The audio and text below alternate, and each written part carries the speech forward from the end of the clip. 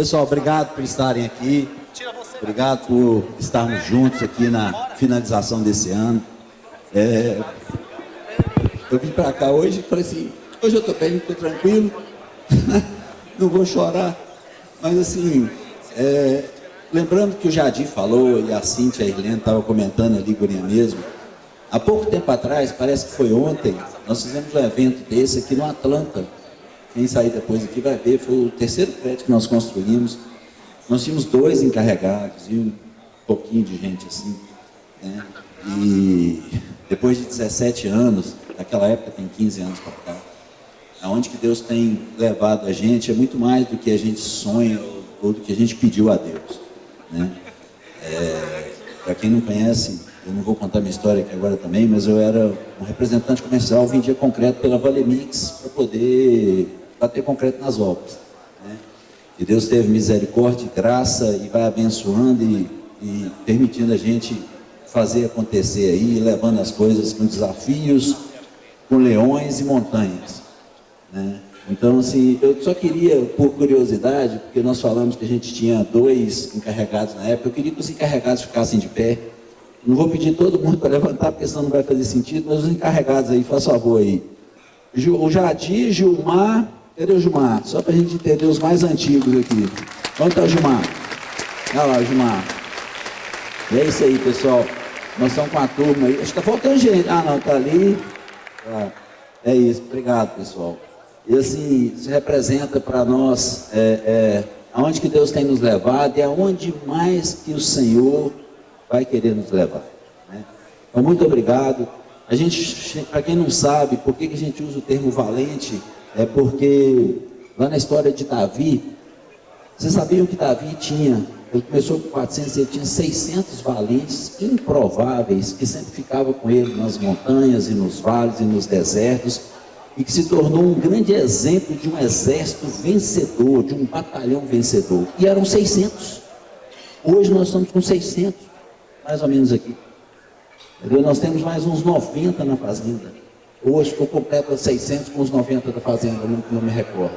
Mas enfim, é um privilégio, uma dádiva de saber que o Senhor é que capacita nós. A Bíblia fala que o Espírito Santo capacita a gente nos trabalhos manuais, nas perícias, na habilidade da gente fazer acontecer, né? Então, cada um em cada setor é importante. Cada um em cada setor está sendo capacitado para a gente fazer esse conjunto, isso aqui acontecer, né? Pessoal, e eu não queria estender muito, mas eu queria só que a gente conversar um pouquinho mais e a gente chamar uma reflexão o seguinte: os nossos dias têm sido pesados ou têm sido dias fáceis? Nos últimos dias, nós temos encontrado resistência ou nós temos encontrado facilidade? Como é que foi seu último mês, seus últimos 6 meses, ou vamos falar desse ano de 2022? Foi fácil ou foi difícil? Eu queria deixar uma reflexão aqui para a gente pensar e a gente levar isso para as nossas casas depois, porque a gente pode fazer diferença no nosso dia, cada um de nós. Será que a gente está achando tudo muito difícil e a gente põe a culpa no governo e aí a gente vira e cria esperança? Não, o ano que vem vai ser diferente porque alguém vai fazer diferença por mim. Será que a gente põe a culpa na WR? Nós estamos falando de WR, nós estamos aqui falando, WR podia estar fazendo algo a mais por mim. Será que a gente põe a culpa na nossa esposa, no nosso marido, no nosso namorado, namorada? Quem está em casa? Você chega em casa, você chega nervoso, irritado, porque você fala, você não sabe como é que foi meu dia, né? O ponto de reflexão que eu queria deixar é que a Bíblia tem um verso que ele é muito pequeno, muito simples, mas que ele faz muita diferença para mim. Ele fala o seguinte: a soberba precede, ela vem antes da ruína, da queda. Mas o galardão é do humilde. A soberba precede a ruína, mas o galardão vem pelo humilde. A gente tem o hábito de pensar o seguinte: quem que é o soberbo e quem que é o humilde? O Senhor dá graça ao humilde, mas resiste ao soberbo. Quem que é o humilde, quem que é o soberbo? A gente tem mania de entender assim, o rico é o soberbo e quem não tem condições, o pobre é o humilde. Será que é isso que está falando na Bíblia?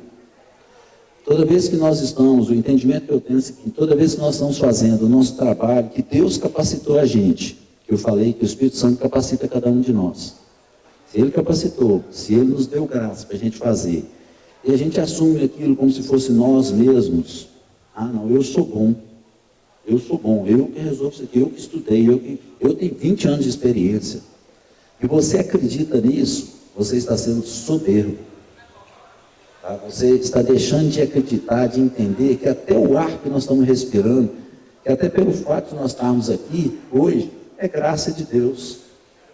É Ele.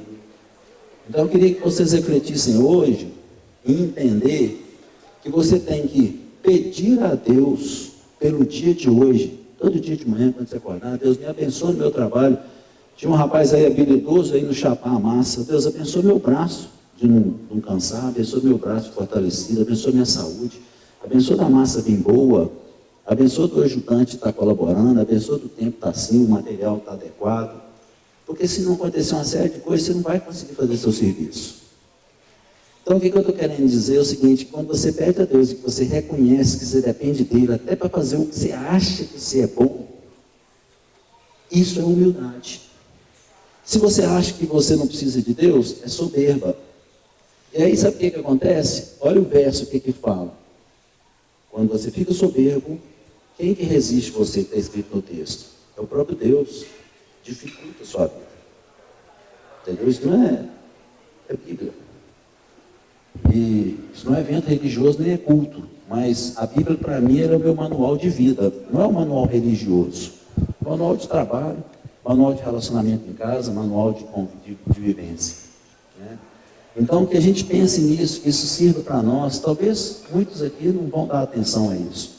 Quem der atenção, nós vamos sair de recesso agora, nós vamos dar uma descansada. Quando a gente voltar o ano que vem, volta pensando nisso. Inclusive, no seu recesso, começa a pedir a Deus para você aproveitar bem cada dia, você descansar bem, se você vai fazer um bico, um trabalho, para você fazer com excelência.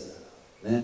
Porque o que acontece? Quando você começa a pedir a Deus e entender de Deus, e você precisa dele para o seu dia, aí a promessa é o contrário, ele te dá graça, te dá favor, facilita o seu dia. Eu gosto de dar um exemplo sempre, quem já foi lá na minha sala, às vezes eu sempre converso com as pessoas, eu nunca falei isso em público, mas eu imagino a vida como se ela fosse um bloco de granito, daqui no final daquela mesa, um blocão pesadão. Cada um de nós acorda de manhã cedo, nós somos obrigados a pegar esse bloco e tirar ele do lugar, que é a nossa vida, ninguém fica com ele parado. Então, quando você começar a empurrar esse bloco de manhã cedo, você começa a estufar o dedo, o pescoço, tanto fazer força, você sua, você cansa. Cada um de nós, pode ser a nossa mãe, a nossa avó, que é dona de casa, pode ser quem for, nós temos que tirar esse bloco do lugar. E o que acontece? Aí quem casou, é como se pegasse a esposa, ou o cônjuge, ou o marido, colocasse em cima daquele bloco, pesou mais ainda. Vem filhos, põe em cima do bloco. Responsabilidade da WR, em cima do bloco. Tem trabalho na igreja, um trabalho voluntário, outro trabalho, em cima do bloco. Doeceu, o parente doeceu, tem que cuidar do parente, vai para cima do bloco, vai ficando só pesado, você vai empurrando aqui, todo dia. Então todo dia você vai empurrar esse bloco.